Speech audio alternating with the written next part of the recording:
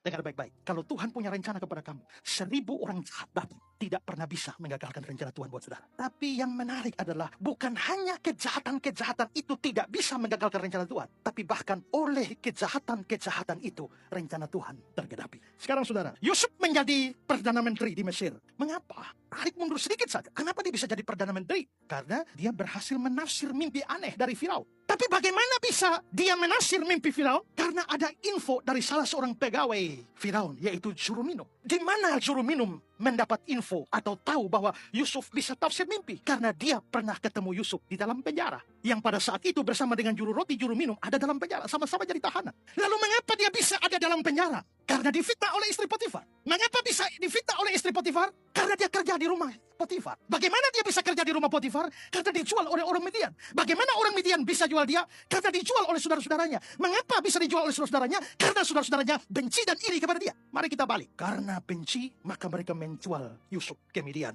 Maka Midian menjualnya ke Mesir. Lalu menjadi budak di rumah Potifar. Lalu difitnah oleh istri Potifar. Lalu masuk penjara. Di dalam penjara ketemu juru minum, juru roti. Yang mimpi mereka ditafsirkan olehnya. Setelah juru minum keluar, dia berhadapan dengan Firaun. Firaun mimpi, lalu dia ingat akan Yusuf. Yusuf dikeluarkan dari penjara, suruh tafsir mimpi Firaun. Begitu tafsir mimpi Firaun, Firaun kaget dengan hikmatnya. Dan akhirnya Firaun menetapkan, kamulah yang harus jadi solusi dari problem Mesir. Maka mari kita lihat ujung ke ujung. Seandainya tidak ada kejahatan saudara-saudara Yusuf, bisakah Yusuf jadi Perdana Menteri? Tidak.